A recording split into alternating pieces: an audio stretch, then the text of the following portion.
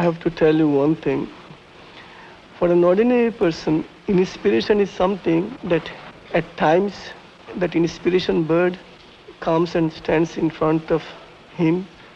At times the bird flies away in spite of his repeated requests to stay in front of him. But in the case of a spiritual person, it is a different matter. He creates inspiration.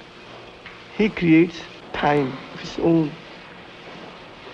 If he has to surrender to time or surrender to inspiration, then he will never be able to accomplish the things that the divine within him wants to accomplish in and through him. I do not think of color as such. Intuitively, I select a particular color and I do not know whether that color is green or blue or red or yellow. No, just my eyes take me to a particular color, but my mind does not act. Since my mind does not act, I do not know what color I am selecting. And I have no preconceived idea as to what I am going to paint. I just allow myself to be carried away by a higher force. It seems that I will be recognized as an artist before I am recognized as a poet. God alone knows. For 30 years I have been writing poems, and now I have started my paintings only the other day, not even 3.5 months.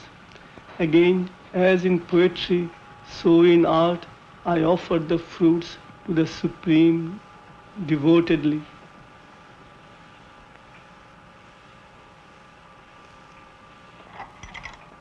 Guru immersed himself in his work, spending endless hours seated in his chair, finishing painting after painting. Still maintaining his busy schedule of lectures and meditations, he painted while traveling to his centers and to his meetings at the United Nations. On February 26th, after months of intensely concentrated work, Guru resolved to finish what we had thought might take all year. In the next 21 hours, he created 1,000 paintings. The goal of 10,000 had been reached. Supreme, I bow to thee. Supreme, I bow to thee. Supreme, I bow to thee.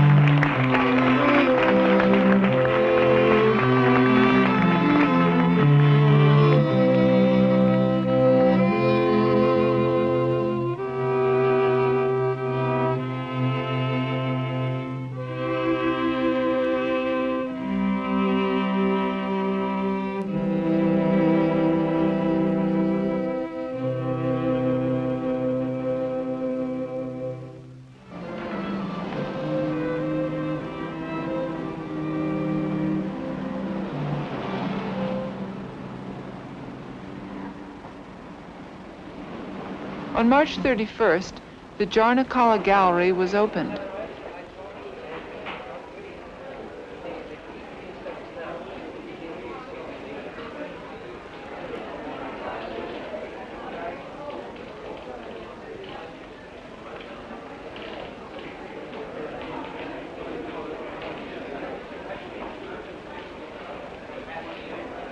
Among the first viewers were artist Paul Jenkins and collector Robert Scull. Well, it's an incredible output, and I think that amount of paintings done in 2 months must be coming from a deep autobiographical well of images and feelings, the abundance. Yes, there are many watercolors, but what's here is an abundance of color, abundance of images, abundance of things that come through your mind when you meditate. And I don't look at them with a tough eye, say like an artist, art critic. I look at them for what they are, for his joy. And it stabilizes once and for all for me the heart chakra. In the traditional religious artistic expressions for many ages, whether they're Hindu or Christian or other, the styles are very tight, very ceremonial, very crystallized. And here's an expression which is modern religiosity, totally free, more than contemporary. I think it's very refreshing. It's hard labor as well as an act of love. Remarkable.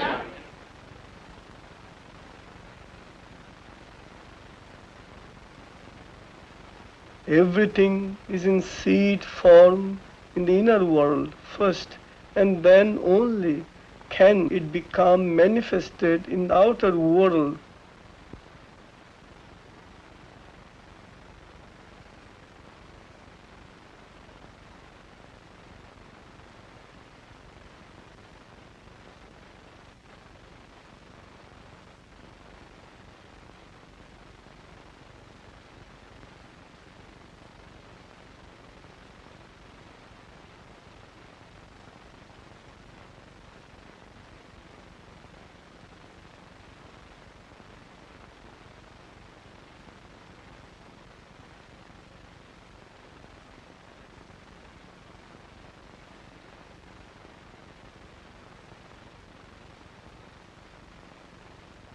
When I paint, I devotedly follow a streak of light.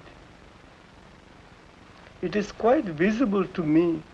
This streak of light comes from my inmost soul or my inner self.